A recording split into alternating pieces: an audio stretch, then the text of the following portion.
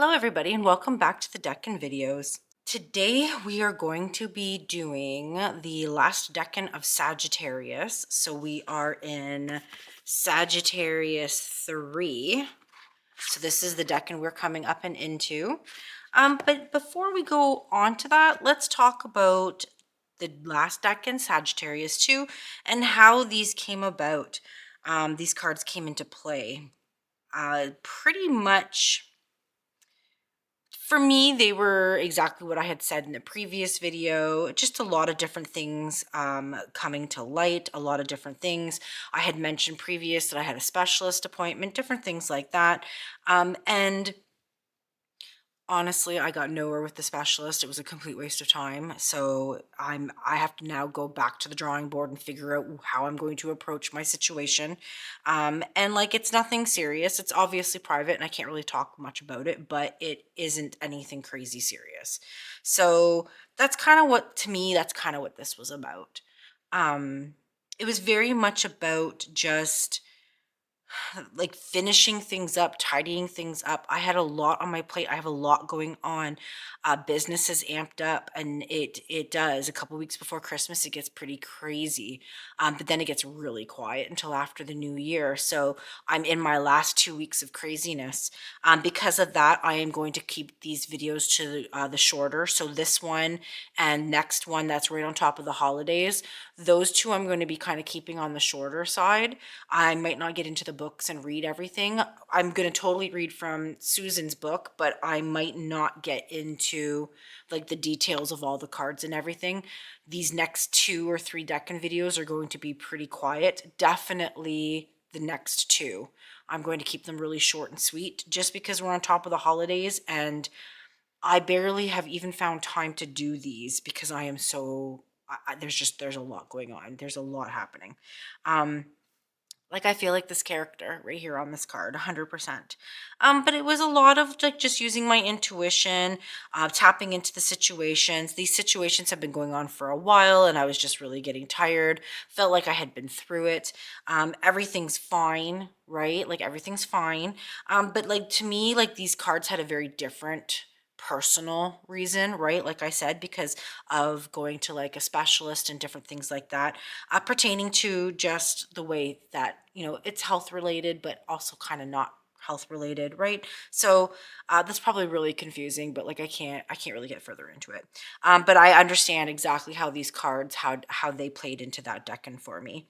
All right, so let's get in here. Let's change. We've got two cards over here to change, meaning like one card each, right? So we're changing out the King of Wands. We're saying goodbye to him. We've got these two to change. We've got our planetary to look at. We've got a lot of stuff happening. So that's kind of where we're at. Now let's get in here. Let's start changing things. Let's look at the new cards that are coming in. So we're saying goodbye to the Nine of Wands and the High Priestess. And we are saying hello to the Ten of Wands and the World. Which to me is I think we're going to have a different feeling with this card than what we're expecting. When we see the Ten of Wands, a lot of people kind of have a doomy gloomy feeling. But I feel like with these two cards on the either side of it, I think it's going to give this a different feel to us. So I'm excited to get in here and read about what she says in her book. Our planetary influence is Saturn. And then, like I said, over here, we've saying goodbye to the King of Wands. So these two cards, saying goodbye to those. And we are welcoming in the Queen of Pentacles. In the Hermetic Tarot, she is the Queen of the Thrones of Earth. It's a really pretty card. We'll take a quick look at that card. All right, so the other cards are staying with us for right now, but they changed the next decan. But right now we're into the new Queen of Pentacles energy, which is really interesting energy that's coming in. I've got some thoughts on that. All right, and we flip this over here. And we've got our Hermetic Tarot, Ten of Wands, which is Lord of Oppression, the Universe, which is the Great One of the Night of Time, and then we have Temperance, which is Daughter of the Reconcilers. All right, so there we go.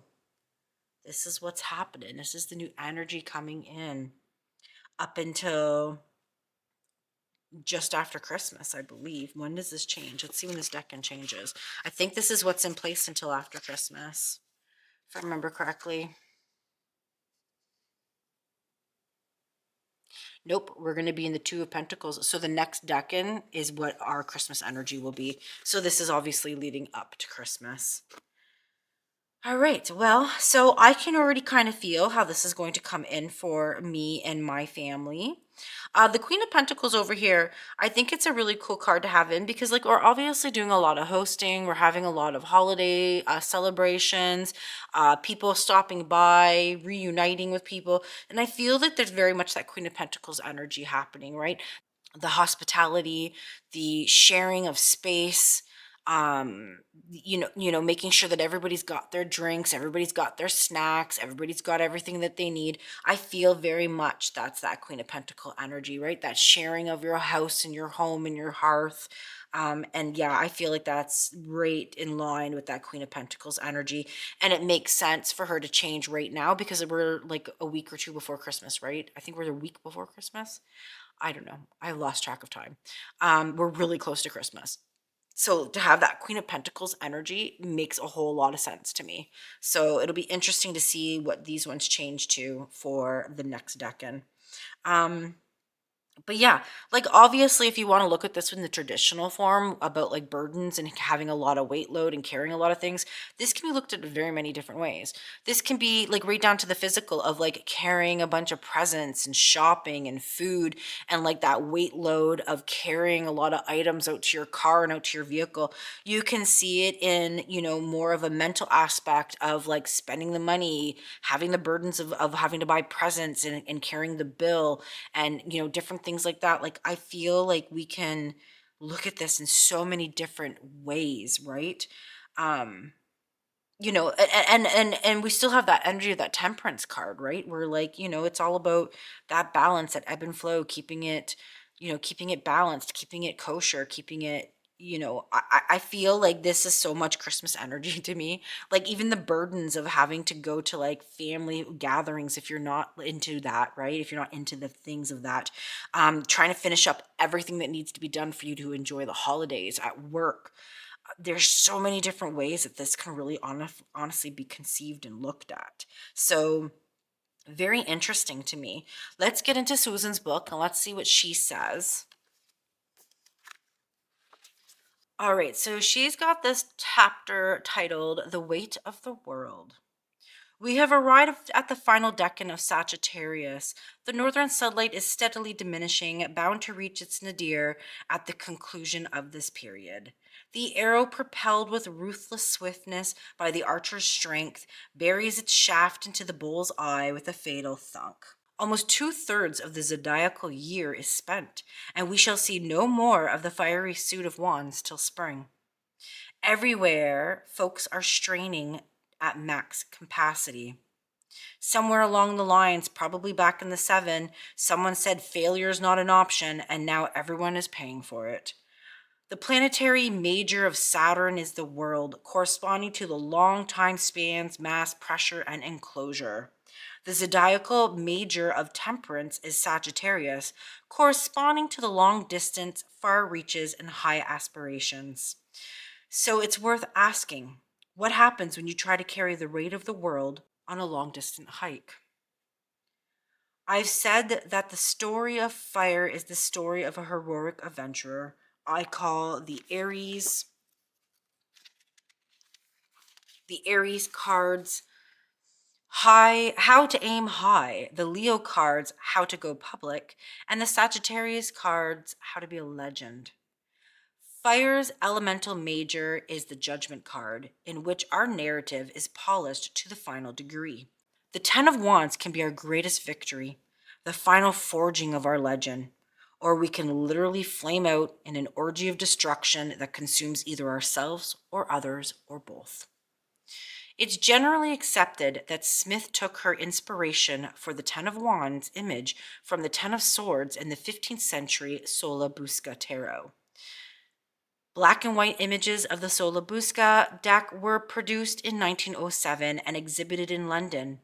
The Waite-Smith collaboration took place in 1909. When you compare the two, the color palette is different, and of course, one has wands and one has swords. But the framing, the body language, the awkwardness of the image is the same. If the bundle were on the bearer's back, it would be heavy, but manageable.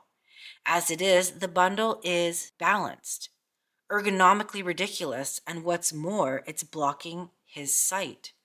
Who carries anything like that? The fact is, those sticks are coming down. The question I've been asking my clients for over 20 years is this: where are you going to drop them? In front or behind you? Dropping them behind you, you move on. Less empowered maybe, but baggage free. Dropping them in front of yourself, you get to do this all over again. The other thing to consider is this: what are the wands made of? Wood, fuel for the fire. The main source of heating in my house is a wood stove, and at this time of the year, indicated by this card, firewood is a big part of our lives. Back and forth to the wood pile, to the wood box, to the wood box, to the stove. When we're not neck deep in other winter tasks, one thing I can tell you, building a fire, is that if you load in too much wood, it won't light. Fire feeds on earth, but it needs air to breathe. So too can ambition stifle the talent and inspiration that surrounds it. I have often drawn the Ten of Wands with the Fool, which corresponds to the element of air. This I've taken as a reminder to breathe, lest the fires of your spirit suffocate under the Sagittarian weight of your own expectations. She then goes on to talk about how she got this card during the time of the George Floyd incident, where he literally said, "I can't breathe," and he died because of the actions of the police officers. And then she goes on to say, stacked into cordwood, the 10 wands become fuel for barracks and beacons for revolution. They are weight borne patiently for decades, but once they're ignited, they will truly ensue. It will not stop until it has exhausted itself by consuming everything down to ash, and that's a message for this card too. She then goes on to talk about the other cards that are ruled by Saturn, which is the Seven of Pentacles, the Five of Wands, the Three of Swords, the Ten of Wands, and the Eight of Cups, and how they all kind of embrace that same kind of energy. She then goes on to say, on 10 of Wand days, there are more chores than you can comfortably be done by one person. Chores, errands, grading, cleaning. You have to take on another and another, chasing that hit of dopamine from accomplishing them.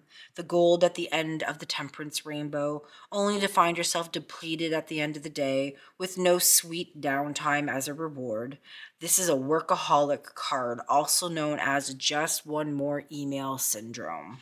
Saturn is an agricultural god, so I have lived this card outside. It could be, as I've described, carrying firewood or clearly spent raspberry canes. It could be raking piles of dead leaves or hacking down invasive vines or dealing with fallen tree limbs. I rarely find it to signify new growth. It brings on the kind of physically taxing chores which takes you beyond your current fitness level, leaving you with sore muscles and stiff joints for the next day. Once in a while, it'll be a bit more benign, signifying gatherings of a lot of friends and family. I got it the day that my co-host and I were recording 10 readings for our Patreons. And then she goes on to talk about the takeaway. Since I started recording my draws, the most I've ever drawn any 2 card combinations is 5 times. These frequent flyers inevitably have a message for me. One of these repeated combinations is the 10 of Wands and the Fool, which she did mention earlier in the chapter. The Fool corresponds to the element of air, the 10 of Wands to leaden Saturn in the fiery Sagittarius. The 10 of Wands, the flames are nearly out, crushed and deprived of oxygen. The embers require the bellows breath from the Fool to reignite. When you draw the 10 of Wands, be mindful of Saturn, master of the hourglass. He will take all the time you offer him and more. The 10 of Wands often comes with a sense of suffocation, being smothered in obligations. In order to make sure you have a little leeway to breathe freely, play by his rules, and schedule your downtime. Finally, remember that those sticks are going to fall someday. There are just too many of them to carry. So consider carefully whether you're going to drop them in front of your own stumbling feet or behind you so you can move on. This is all a very interesting concept. And of course, she always closes out with a poem. Yeah, and you've got to remember too, I feel like things are a little amped up because we're also still in Mercury retrograde. Mercury retrograde is ending very soon. However, we have its post shadow still to deal with. So that's even after it goes back into its home and it stops retrograding, we still have to deal with disruptions and its energy as it settles back down, right? And that exists about a week after it's become stationary. So we're dealing with Mercury retrograde. I believe Mars is in retrograde as well too. We've got the weight of Saturn and all of that stuff on top of all of these burdens. Like it's going to be a lot of stuff and you can feel it. I mean, this time of the year, it's that push, it's that race to the finish line, which is Christmas. So there's a lot of weight, there's a lot of responsibility, there's a lot of places you have to go, there's a lot of things that you have to do. And we all have that mile long list of, did we get wrapping paper? Did we make sure we have all the cards? Do we have presents? Do we have this? Do we have food? Are we ready to entertain?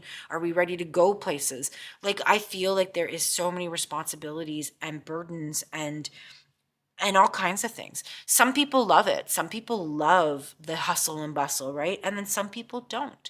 And they see it as burdens, a lot to carry, a lot going on, right? I can already see how this is coming through. I literally, the first day of this Decan, right? Not even, it was like the day before the Decan. I seem to experience these things just as we're coming into the Decan. So the day before the Decan, I literally spent an entire day in the car driving from, I had so many errands to run. So I had to drive to the mall, which is an hour away. And then from the mall to the dentist, and I had to get a filling fixed. And then from there, I had to go to a doctor's office where I had to get my results from some tests and stuff that was done. And everything came back, good, right? We've got temperance, right? But like it was an hour to 45 minutes between each one of these places. I left here at noon. I didn't get home until almost 10 o'clock at night because then after all of that running around, I had to go to my parents' house, which was another 40 minutes away. And I had to help them and do stuff with them and hang out with them and see them and help them with a few things. And then I didn't and then I had to drive all the way back home. Like it was literally a day of errands and running and getting things done and exhausted. So like all these responsibilities, all these things, all these stuff that I needed to get done, all falling into like one day, right? Because I am a small business. I don't give myself tons and tons of time off, right? So like I had one day free to do everything in, and it was chaos. So I very much can already feel the energy of this card, and I feel like right now we have the added weight and burdens of Canada Post being closed. So presents aren't getting delivered correctly, things are all messed, like it's insane. You can feel the Mercury energy, you can feel the Ten of Wands energy. It's insane, right? So I can see right now how this is coming across for me in my life. Obviously, it affects everybody different, but I always share how it affects me to just give you another perception or another way to look into it and a way to relate to it, right? Because sometimes we can feel these energies are unrelatable. All right, so I'm going to talk about these cards down here. And then I'm going to kind of call it a day because like I said, these next couple videos, I'm going to try to keep them really short and sweet because I'm on Saturn's time, which I have no time. So like the feel of Saturn, 100% is I'm feeling Saturn. All right, let's look at the 10 of Wands. Let's read about that. All right, so 10 of Wands, Lord of Oppression. 2 large upright wands are followed by 8 crossed wands. In this card, the points of junction are evenly spaced. Flames issue from the points of juncture. The 8 crossed wands contain arrows at the top and discs at the bottom. The 2 upright wands bear evenly spaced discs, and at the bottom are sickles representing Saturn. The symbols of Saturn and Sagittarius, both aflame, appear at the top and bottom of the cards. All right, there we go. It's actually a pretty, I would say, kind of a basic card. Sorry, I've got all my lights on. You're going to get shadows and stuff.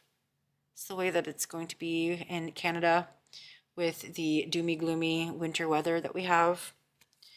Very interesting. A very basic card, right? Like, I feel like there's just, like, the Hermetic Tarot's pictures, like, their cards are so full. So it's weird that there's just, like, not a lot happening on this card. And then we have the universe, which I think is a really beautiful card. All right, let's read about the universe. I believe we've had the universe before. The Great One of the Night of Time.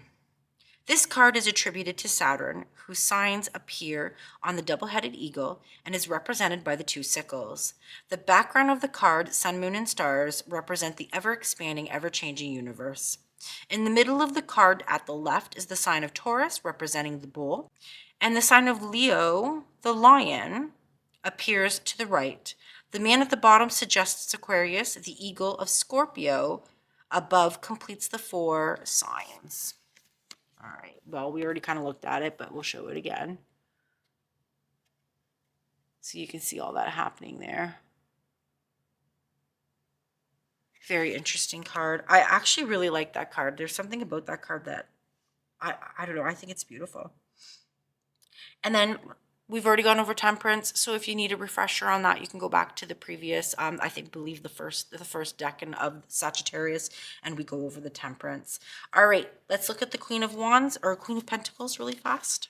All right, so Queen of the Thrones of Earth. A beautiful woman appears in profile. She wears an ornate helmet with the spiral of the snail representing the never-ending fertility of Earth. She holds in her hand a scepter surmounted by a large cube and 3-dimensional hexagram. In her other hand, she bears an orb of gold. The large goat head with horns entwining a crystal sphere at the bottom of the card represents the fertility power of the great work. The queen's throne is very large, rising from the earth, and surrounded by luxurious oak leaves. All right, let's look at her.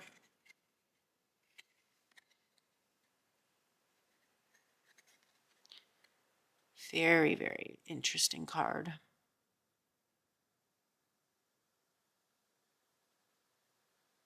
Very beautiful. There's always so much symbolism happening in this Hermetic Tarot. Like, I feel like if I was to be reading it, and like, I wouldn't even know like what to tap into because there's so much happening.